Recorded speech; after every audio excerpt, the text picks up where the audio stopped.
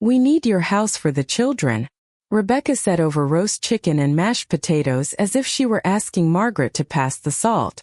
The words landed in the center of the dining room with such cold certainty that even the clink of silverware stopped. Margaret Whitmore sat very still at the head of the table, her fingers resting lightly against the stem of her water glass, and looked at her daughter as though she were seeing a stranger wearing Rebecca's face. For a moment, no one spoke. Not Rebecca's husband, who suddenly found the gravy boat fascinating.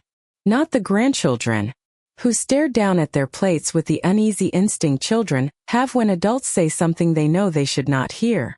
Margaret's eyes drifted past them all, toward the window over the sink, where the fading evening light cast long shadows across the kitchen she and her late husband had remodeled with their own hands 32 years earlier. "Excuse me?" she asked quietly. Rebecca sighed, the way impatient people sigh when forced to explain something obvious to someone they believe is being difficult. "Mom, don't make this harder than it has to be. This house is too big for one person. The kids need space. We need room to grow. Just makes sense." Margaret blinked once. The house around her seemed to go unnaturally still, as if the walls themselves were listening. "You want my house," she said. Rebecca gave a thin smile, offended by the bluntness. "We're family. Why are you making it sound ugly? We're talking about doing what's best for everyone." Margaret looked down at her plate, though she no longer saw the food on it. Her husband, Thomas, had been gone only 11 months. 11 months since the funeral where Rebecca had cried into designer tissues and promised she would always take care of Mom. 11 months since Margaret had stood in black heels beside a casket and believed grief was the deepest pain a woman could endure. She knew better now. "Your father built this porch with his bare hands," Margaret said softly. "He planted every rose bush in the front garden. He taught you to ride your bicycle on this driveway." Rebecca folded her arms. "And now he's gone. Dad would want the house to stay in the family." Margaret nearly smiled at that. The cruelty of it was almost elegant, using a dead man's memory as a weapon against his widow. "It is in the family," she replied. "It belongs to me." Rebecca's jaw tightened. "You know what I mean." Margaret studied her daughter in silence. She noticed then what she had refused to notice before. The way Rebecca's eyes kept drifting around the room, measuring, calculating. The way she looked at the staircase, the dining room, the hardwood floors, not with nostalgia but with ownership already forming in her mind, as though this were not Margaret's home, but an inheritance delayed. "We've already talked to the kids about which rooms they take," Rebecca added, with the confidence of someone who believed the matter settled. "Emma loves the upstairs corner bedroom. Tyler wants the room facing the backyard." Something cold and sharp settled in Margaret's chest. Not anger. Not yet. Something quieter. Something clearer. They had planned this.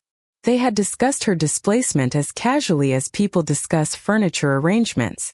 Her daughter had not come to ask. She had come to inform. Margaret set down her fork with careful precision. "I see," she said. Rebecca mistook her calm for surrender and smiled wider. "Good. I knew you'd understand. We can start looking at retirement communities this weekend. Somewhere comfortable. Somewhere practical." Margaret rose from her chair so slowly that every eye at the table followed her. She smoothed invisible wrinkles from the front of her blouse, her expression unreadable. "Enjoy dessert," she said, her voice even and almost gentle. Then she walked from the room without another word, leaving her daughter smiling in triumph behind her. But upstairs, in the quiet sanctuary of the bedroom she had once shared with Thomas, Margaret closed the door, crossed to the mahogany desk by the window, and pulled out the business card of the attorney her husband had trusted for 20 years. If Rebecca believed Margaret Whitmore would surrender her home because someone decided they needed it more, then her daughter had made the gravest mistake of her life. The house felt different after everyone left. It had been quiet before, in the way widows' homes often were. But this silence was not grief anymore. It was something sharper, something watchful. Margaret stood alone in the kitchen long after the plates had been cleared, staring at the half-finished pie Rebecca had brought from the bakery down the street as if a store-bought dessert could disguise what had happened at her table. She eventually carried the leftovers to the refrigerator, wrapped them in foil, and turned off the dining room light with the same deliberate movements she had used for decades. Habit was a comfort when nothing else was. Sure, the bedroom still looked almost exactly as it had the morning Thomas died. His reading glasses remained on the nightstand beside his old copy of the Wall Street Journal. His favorite navy cardigan still hung on the brass hook near the closet because Margaret had never found the strength to move it. Some nights she told herself she kept those things because grief had no schedule. Tonight she knew the truth. She had kept them because part of her still believed this house was sacred, that the life built inside it meant something to the people who had benefited from it. She sat on the edge of the bed and let her gaze drift over the room they had shared for 41 years. She remembered painting the walls together when Rebecca was 10, Thomas splattering blue paint across his own shirt because he had insisted on being helpful despite having no business near a paintbrush. She remembered Christmas mornings when Rebecca came running down the hallway in footed pajamas, shrieking over presents beneath the tree. She remembered fever nights, grape knees, science fairs, prom dresses, college tuition checks, wedding bills, emergency loans Rebecca had sworn she would repay. Margaret had spent her entire adult life believing sacrifice was what mothers did. Quietly, without keeping score. But sitting there now in the fading light, she began counting anyway. She counted the years she had worked double shifts at the hospital after Thomas's layoff so Rebecca would never know they were struggling. She counted the retirement withdrawals used to help Rebecca and Daniel make a down payment on their first condo. She counted the afternoons spent babysitting children whenever Rebecca needed help, the birthdays organized, the holidays hosted, the casseroles delivered when one of them had the flu, the checks slipped into birthday cards, just to help out a little. And for all of it, what had she received in return? A timeline for her removal from the only home she had left. Margaret rose and crossed to Thomas's dresser, opening the top drawer where he had kept his paperwork in neat labeled folders because he had never trusted digital storage. Insurance, taxes, investments, deeds. Her fingers paused over the thick cream folder marked property. She pulled it free and sat again, spreading the documents across the bedspread. Her name was there in black ink exactly where Thomas had promised it would be. Sole owner. Full rights of survivorship. No ambiguity. No loopholes. The house was hers. Entirely. Legally. Unequivocally. A slow breath escaped her. Not from relief, but from understanding. Rebecca had not even bothered to check. She had simply assumed that widowhood made Margaret weaker. Easier. Temporary. There was a knock at the front door just after 9. Margaret descended the stairs expecting perhaps a forgotten purse or one of the children returning for a schoolbook.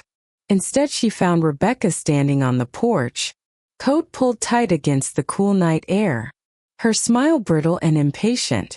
"I just wanted to apologize if I came off too direct earlier," Rebecca said, though her tone suggested no remorse whatsoever. "I know these conversations can be emotional for older people." Margaret said nothing. Rebecca continued, lowering her voice as if confiding something intimate. "I just do not want you clinging to a house that no longer fits your stage of life. You should be enjoying retirement, not rattling around in 6 empty bedrooms." Margaret stared at her daughter for a long moment. Then she smiled softly. "You are right," she said. Rebecca's eyes brightened instantly. "I knew you would come around." Margaret's smile did not move. "At my age," she said, "one learns very quickly who sees you as family and who sees you as an obstacle." Rebecca's expression faltered. "Mother, what is that supposed to mean?" Margaret opened the door wider, her voice calm enough to chill the night air. "It means you should stop measuring curtains for rooms that do not belong to you. Then she closed the door gently in her daughter's face and walked back toward the staircase, already knowing that tomorrow morning would begin the first move in a game Rebecca was nowhere near prepared to play. The next morning, Margaret was dressed before sunrise, her navy wool coat buttoned neatly to the collar and her silver hair pinned with the same care she had once reserved for church on Sundays. She carried herself with the composed dignity of a woman who had learned long ago that some battles were won before a single word was spoken. The law office of Bennett and Howe occupied the second floor of a brick building downtown, unchanged in all the years Thomas had trusted them with everything from business contracts to estate planning. Richard Bennett himself rose when Margaret entered, his expression warming with polite concern before shifting into something more serious at the sight of her face. "Mrs. Whitmore," he said gently, "it is good to see you, though I suspect not under happy circumstances." Margaret folded her gloves in her lap once she was seated and told him everything. Not dramatically, not tearfully, simply, and in order, as if reciting facts from a medical chart. Rebecca's demand, the assumption that Margaret would surrender the house, the children already choosing bedrooms. Richard listened without interruption, though his jaw tightened with every detail. When she finished, he leaned back slowly.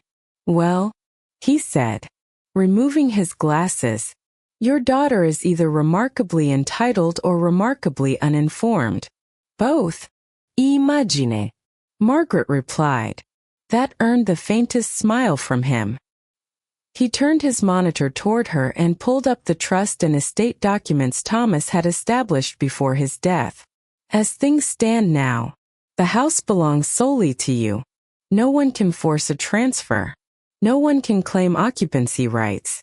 Legally, your daughter has no more claim to this property than the mailman." Margaret nodded once. "Good."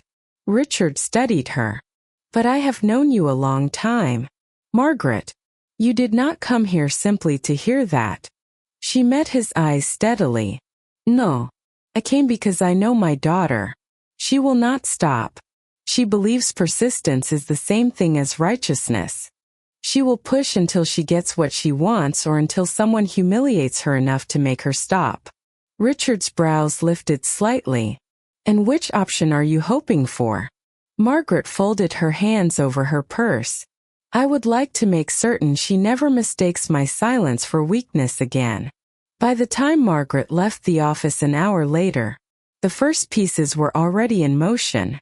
That afternoon, Rebecca called 3 times. Margaret did not answer. She left 2 voicemails, the first annoyed, the second dripping with wounded indignation. By evening, the texts began. "Mother, I do not understand why you are acting like this. We were only trying to have an adult conversation. Then you are being selfish. Then, finally, after all I have done for you, I cannot believe this is how you treat family." Margaret sat in her reading chair by the front window and looked at the messages without responding. It fascinated her, in a grim way, how quickly the language had changed. 24 hours earlier Rebecca had spoken as though the house were already hers. Now that resistance had appeared, she had become the injured party. By the following weekend, the campaign escalated. Rebecca arrived uninvited on Saturday morning carrying coffee and pastries, her smile bright and strained. "Can we please just talk like adults?" she asked when Margaret opened the door. Margaret stepped aside without a word. Rebecca entered with exaggerated caution, as though entering hostile territory. She set the pastries on the kitchen counter and launched immediately into a polished speech clearly rehearsed in advance. About practicality, about family legacy, about how difficult it was raising children in a cramped suburban townhouse while Margaret rattled around, in a place this size alone. Margaret let her speak. Let her pace. Let her build her case brick by brick until the mask finally slipped. Frankly, Rebecca snapped when persuasion failed. "It is ridiculous for one old woman to occupy a 5-bedroom house, while your grandchildren share walls like college roommates. Margaret looked up from her tea. Then perhaps their parents should provide better for them. Rebecca stared, stunned. Excuse me? Margaret set down her cup with exquisite calm. You are nearly 40 years old. Rebecca, if you want a larger house, buy one. If you want a backyard for your children, earn one. But you will not build your future by dismantling mine. Rebecca's face flushed crimson. You are unbelievable. No, Margaret said quietly. What is unbelievable is how comfortable you have become confusing generosity with obligation. Rebecca grabbed her purse with trembling hands. Fine. But do not expect me to forget this when you need help someday. Margaret rose, walked to the front door, and held it open. Her voice was soft enough to make the words sharper. The day I need help from someone who views my death as a real estate opportunity will be the day I know God has a sense of humor. Rebecca stormed out without another word. Margaret watched her daughter drive away, then closed the door and turned the deadbolt with a calm hand, feeling for the first time in months not like a grieving widow, but like the rightful owner of her own life. Rebecca did not speak to Margaret for 9 days. For most mothers, that might have felt like punishment. Margaret found it peaceful. The house settled back into its familiar rhythms, the kind she had once shared with Thomas and now maintained alone with quiet precision. She watered the roses every morning before the heat climbed too high. She folded laundry while old jazz records played in the den.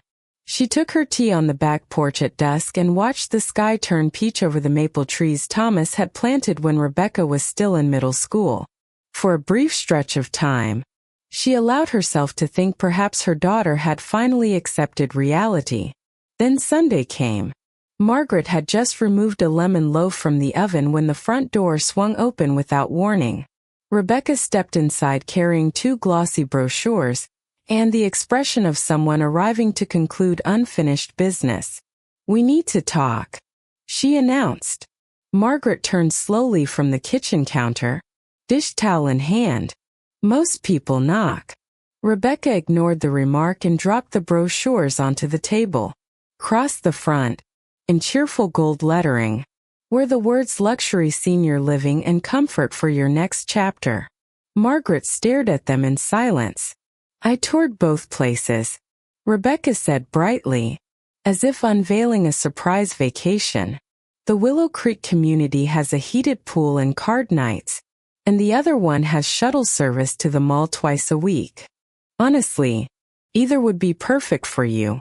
Margaret looked from the brochures to her daughter's face. You toured retirement homes for me? Because someone has to be practical. Rebecca snapped. You are being stubborn and making this harder than it needs to be. We are trying to solve a problem here. Margaret folded the dish towel carefully and laid it on the counter. The only problem I see is that you continue confusing your wants with my obligations. Rebecca laughed once, humorless and sharp. You know what your issue is? You think this house is some sacred monument because Dad died. It is wood and drywall. Mother. That is all it is. The words hit harder than Rebecca intended, perhaps because she had not meant them cruelly. To her, it was logic. To Margaret, it was desecration. She stepped closer, her voice low and steady. That house held your father's last breath. It held every Christmas morning you ever had. It held scraped knees, science projects, prom photos, birthday candles, and every memory worth keeping from the life we built. If all you see when you look at it is square footage, then I did not fail to raise a grateful daughter. I raised a stranger. Rebecca's face hardened instantly. Fine. If you want honesty, here it is. Daniel and I cannot afford a bigger place in this market, and the children deserve better than what we have. You have more than enough space, more than enough money. And frankly, you are too old to need all of this. Good mothers help their children when it matters. Margaret's expression did not change. Good children do not treat their mothers like inventory. Rebecca crossed her arms. You are choosing a building over your grandchildren. No, Margaret said. I am choosing not to reward entitlement disguised as family devotion. Rebecca's eyes narrowed. Do not be surprised when the children remember this. Do not be surprised when they ask why Grandma cared more about a house than about them. Margaret nearly smiled.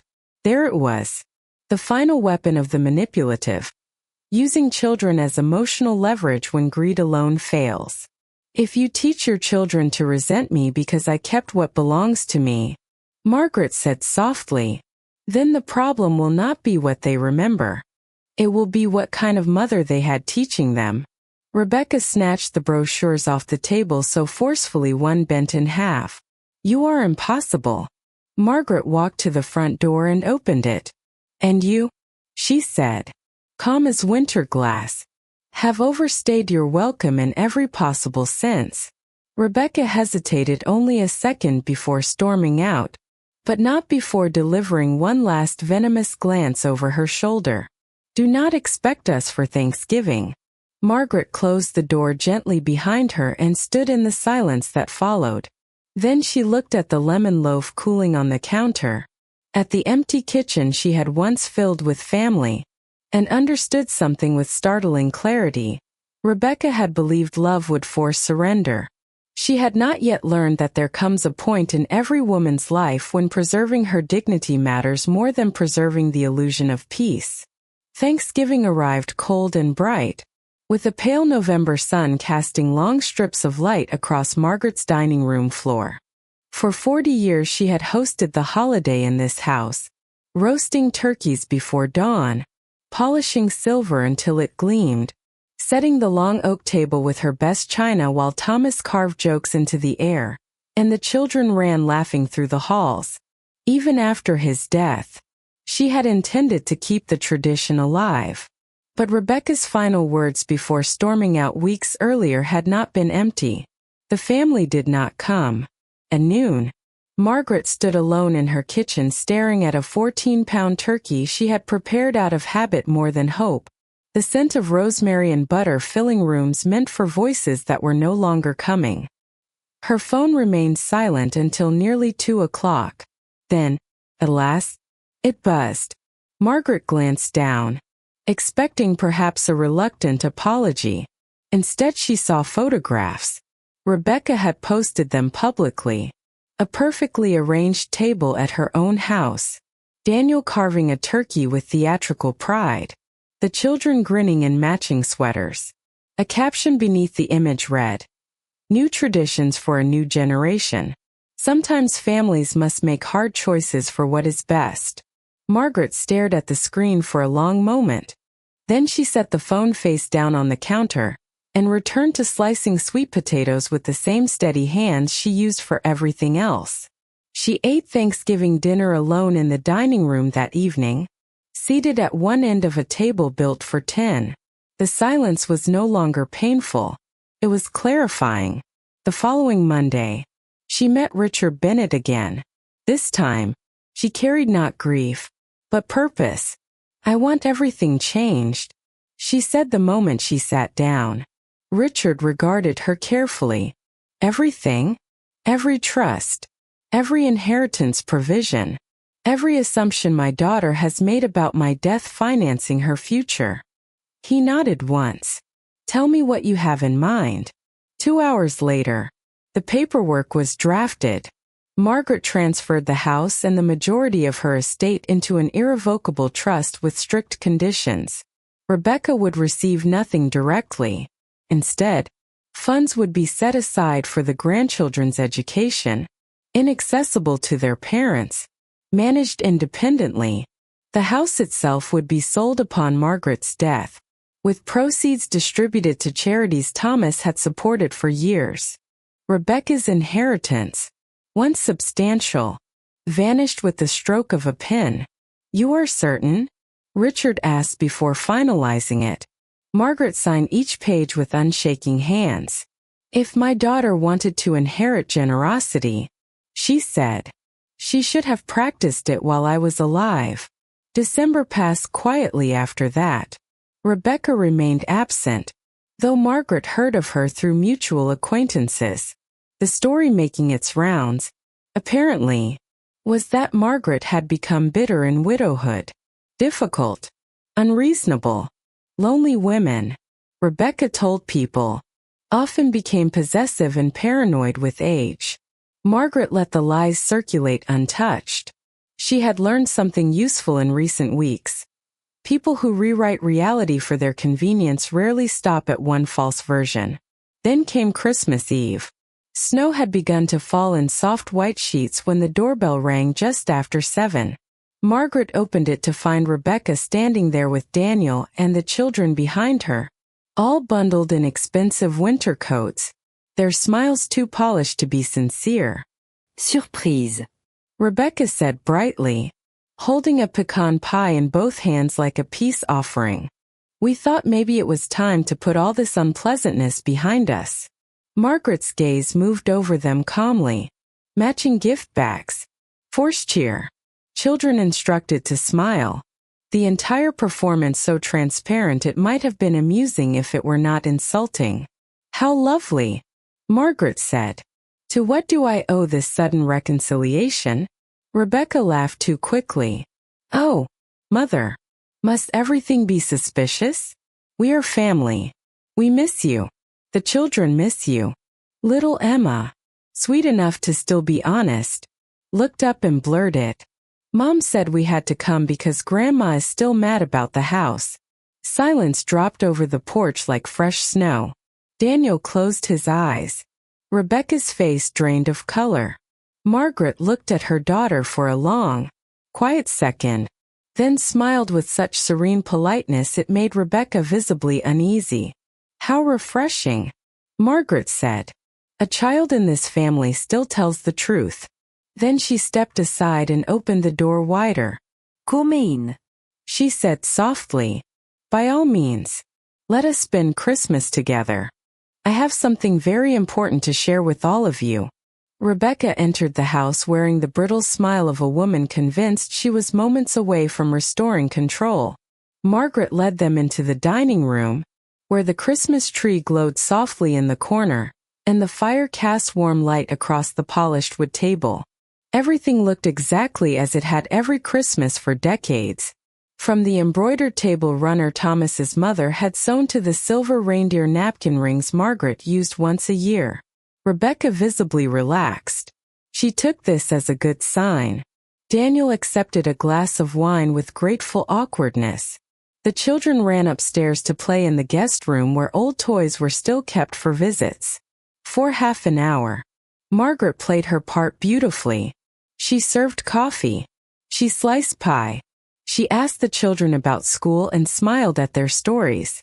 Rebecca laughed too loudly at things that were not funny, the way guilty people often do when trying to force normalcy. Then, when the plates had been cleared and everyone had settled into that post-dessert calm where people assume the evening has softened, Margaret folded her hands neatly in her lap and said, "There is something I wanted to discuss with all of you tonight." Rebecca straightened immediately, anticipation flashing in her eyes before she could hide it. Daniel looked wary. Margaret let the silence stretch just long enough to make them listen. I have spent the last several months thinking very carefully about family, she said. About legacy. About what people deserve from one another. Rebecca's smile grew almost imperceptibly. Margaret continued in the same measured tone. And I realized something important. Property should never go to those who feel entitled to it. It should go where it will do the most good. Rebecca's smile faltered. Daniel slowly set down his fork. Margaret reached beside her chair and lifted a leather folder onto the table. Last month, I met with my attorney and restructured my estate. The room went still. Rebecca stared at the folder as if it might contain a bomb. I have placed this house into an irrevocable trust, Margaret said calmly. Upon my passing, it will be sold. The proceeds will go to the Whitmore Education Fund for Emma and Tyler, with strict legal protections preventing parental access. The remaining estate has been designated to charitable organizations your father supported for many years. Rebecca blinked once, twice, her face draining of all color. What? She whispered. Margaret met her gaze steadily. You heard me. No. Rebecca said. Louder now. No. You cannot do that. That is not fair. Margaret almost laughed at the word. Fair. The favorite language of selfish people denied what they never owned. Fair? She repeated softly. You attempted to remove me from my own home while I was still alive and call it practicality. You excluded me from holidays to punish me for refusing. You taught your children to view me as an obstacle to your comfort. Tell me, Rebecca, at what point exactly did fairness become important to you? Rebecca shoved back from the table so abruptly her chair scraped across the hardwood. This is insane. You are punishing me because I asked for help. No, Margaret said. I am correcting a misunderstanding. You believed my death was part of your financial plan. I thought it best to revise the forecast. Daniel lowered his eyes into his lap, saying nothing. Rebecca turned on him in disbelief. Say something. He looked at her for a long moment before speaking quietly. I told you to let it go. The betrayal of his neutrality seemed to strike her harder than anything Margaret had said. You manipulated everyone against me. Rebecca hissed. Margaret stood then, elegant and unshaken, her voice colder than the snow gathering outside the windows. No, Rebecca, you managed that yourself. Tears of rage glistened in Rebecca's eyes now, but Margaret felt no triumph. Only clarity, the painful, final kind that comes when illusion dies for good. You used to say family helps family. Rebecca spat. Family does help family. Margaret replied. But family does not circle a widow's home like vultures and call it love. Rebecca grabbed her coat with trembling hands and stormed toward the door. The children stared in frightened confusion from the hallway as she barked for them to get their things. Daniel lingered only long enough to look at Margaret with quiet shame before following his wife into the snow. Margaret closed the door behind them with gentle finality. Then she stood alone in the warm glow of Christmas lights, listening to the silence settle once more through the house she had fought to keep. And for the first time in many months, she smiled not from restraint, but from peace. Winter passed with a kind of silence that no longer felt lonely to Margaret. It felt earned.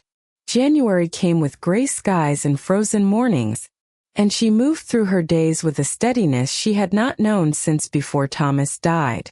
She joined a book club at the library. She had lunch twice a month with old friends she had neglected while trying for years to keep peace in a family that no longer deserved her exhaustion. She repainted the downstairs study a soft cream and converted it into the reading room Thomas had always told her to make for herself. Little by little, the house stopped feeling like a monument to loss and began feeling like hers again. Rebecca, meanwhile, did not disappear quietly. The smear campaign began almost immediately. Mutual acquaintances called with careful voices to ask if everything was all right. One church friend awkwardly mentioned hearing that Margaret had cut off her daughter over a misunderstanding. Another whispered that Rebecca claimed widowhood had made Margaret paranoid and vindictive. Margaret responded to each inquiry the same way. She smiled faintly and said, "People tell very revealing stories when they do not get what they want." Then she changed the subject. She refused to defend herself to anyone committed to misunderstanding her. By March, the gossip had begun turning on Rebecca instead. People noticed the pattern. They noticed who had stopped attending family events. They noticed who had tried very hard to control the narrative before anyone asked questions. Then, one rainy Tuesday afternoon, Daniel arrived alone. Margaret opened the door to find him standing on the porch soaked through despite his umbrella, shoulders slumped with the look of a man carrying more than weather. "May I come in?" he asked quietly. Margaret stepped aside. They sat in the kitchen over coffee neither of them touched for several minutes before Daniel finally spoke. "Rebecca is furious," he said. "Still." Margaret gave a dry smile. "I had gathered that." He rubbed both hands over his face. "She has spent months blaming everyone but herself. You, me, the housing market, her childhood. She even said Dad favored you more than her. As though your marriage was some kind of conspiracy against her." Margaret said nothing. Daniel stared into his cup. "I should have stopped this sooner." She regarded him calmly. "Yes, you should have." He nodded once, accepting the rebuke without argument. "She made me believe you would eventually cave, that if we just kept pushing, guilt would do the rest." His voice cracked slightly on the last words. "I am sorry for my part in it." Margaret studied him for a long moment. Daniel had never been the architect of the cruelty, only the weak man who had stood beside it. That was not innocence. But it was not the same thing either. "Thank you for saying so," she replied. He hesitated. "She does not know I am here." "Of course not." He exhaled shakily. "I think she expected you to fold because that is what you always did before. For everyone. You gave and gave until people stopped noticing it was sacrifice." Margaret looked toward the window where rain traced silver lines down the glass. "Yes," she said softly. "That was my mistake." Daniel rose to leave a few minutes later, pausing at the door. "For what it is worth," he said, "the children still ask about you. I do not think Rebecca can keep them away forever." Margaret nodded, though she made no promises. After he left, she stood at the front window watching his car disappear through the rain and reflected on the strange ache of it all. The true wound had never been the house. Not really. It had been the realization that the people she loved most had mistaken kindness for weakness so thoroughly that they were shocked to find a boundary where they expected surrender. That evening, Margaret lit a candle in the reading room, settled into her leather chair with a novel in her lap, and listened to the storm drum softly against the windows of the house her daughter had once tried to claim. It occurred to her then that peace was not the absence of conflict. Peace was the moment you stopped negotiating with people who only loved you when you were useful. Spring arrived quietly, and with it came the first sign that time had done what reason could not. It was Emma who returned first. Margaret was trimming the rose bushes one Saturday morning when a familiar voice called timidly from the gate. "Grandma?" She turned to find her 12-year-old granddaughter standing there with a backpack slung over one shoulder, shifting nervously from foot to foot as if unsure she would be welcome. Margaret set down the pruning shears at once. "Emma," she said, unable to keep the warmth from her voice. The girl hurried forward and wrapped her arms around her grandmother with the fierce, awkward sincerity only children possess. "Dad brought me," Emma mumbled into her coat. "He is waiting in the car because Mom does not know I am here." Margaret glanced toward the street, where Daniel's sedan sat parked at the curb, then looked down at the child in her arms. "Well," she said gently, "that sounds exactly like the beginning of trouble. Come inside." They spent the afternoon in the kitchen baking chocolate chip cookies while Emma talked in the way children do when they have held too much inside for too long. She spoke of school, friends, of a science fair project involving solar energy, and then, eventually, of the thing she had clearly come to say. "Mom still says you chose your house over us," Emma said quietly, eyes fixed on the cookie dough she was shaping. Margaret wiped flour from her hands and leaned against the counter. "And what do you think?" Emma hesitated. "I think if someone tried to make Mom leave her house, she would lose her mind." Margaret laughed then, a real laugh she had not expected. Emma smiled, relieved. "I told Tyler that," the girl added. "He said Mom gets mad when we talk about you." Margaret's expression softened. Sometimes adults become angry when reality does not match the story they want to tell. Emma considered that seriously, then nodded as though storing it away for later. Visits became regular after that. Sometimes Daniel brought the children under harmless pretenses.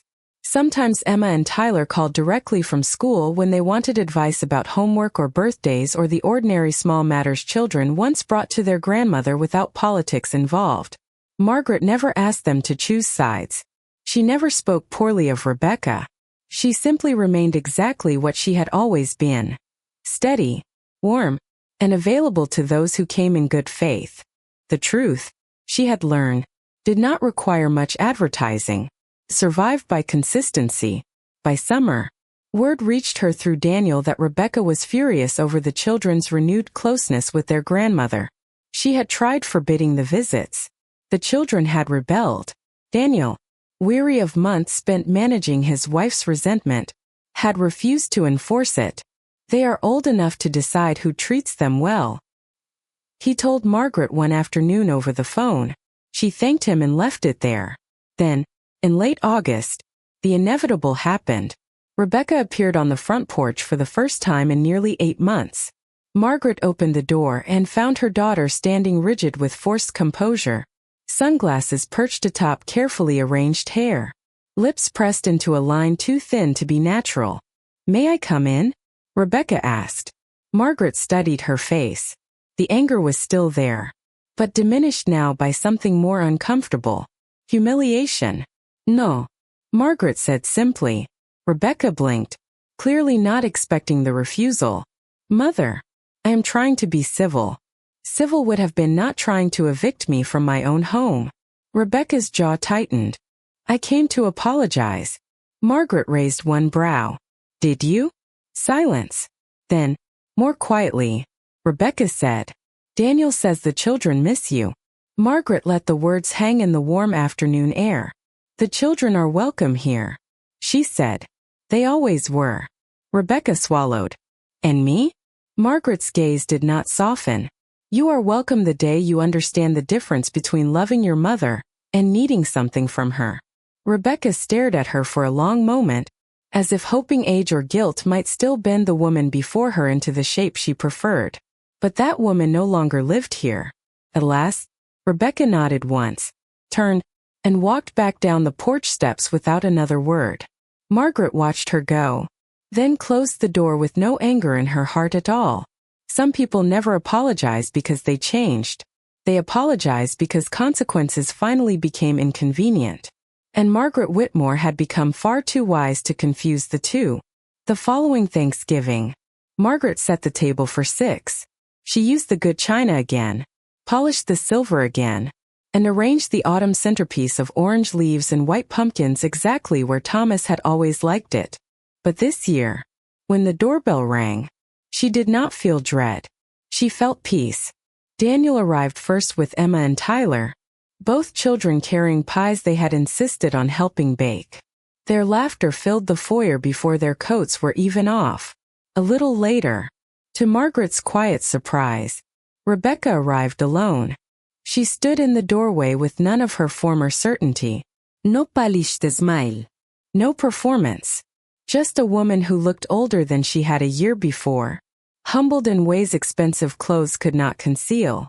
"I know I was not invited," Rebecca said softly. Margaret regarded her for a long moment. "No," she said. "You were not." Rebecca nodded as if she deserved that. "I understand if you want me to leave. But I came because I owe you something I should have said a long time ago." The hallway fell still behind them. Even the children seemed to sense the gravity of the moment.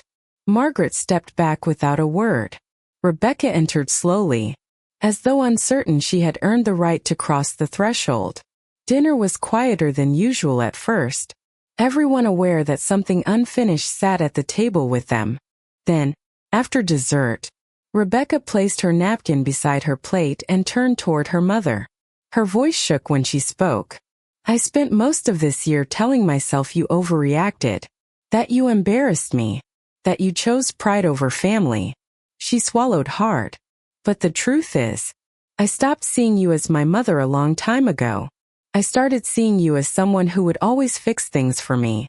Someone whose life would bend around my needs because it always had before." Margaret said nothing. Rebecca's eyes filled.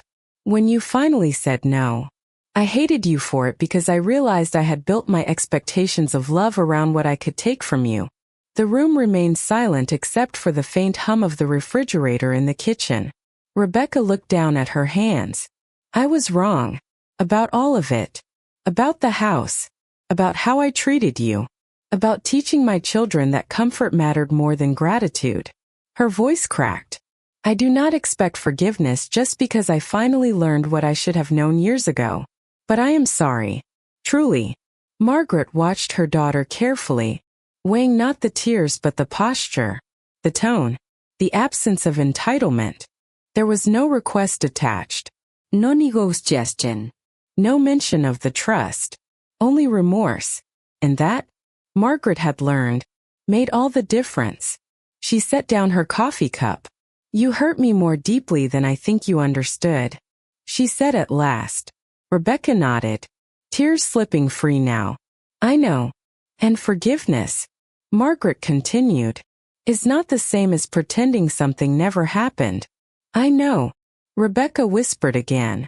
Margaret held her gaze for another long moment, then reached across the table and placed one weathered hand over her daughter's trembling one. Then perhaps, she said softly, it is a good thing we both finally understand each other. Rebecca broke then, covering her mouth as tears overtook her completely. Emma smiled through her own misty eyes. Tyler looked confused but relieved. Daniel exhaled as if he had been holding his breath for a year.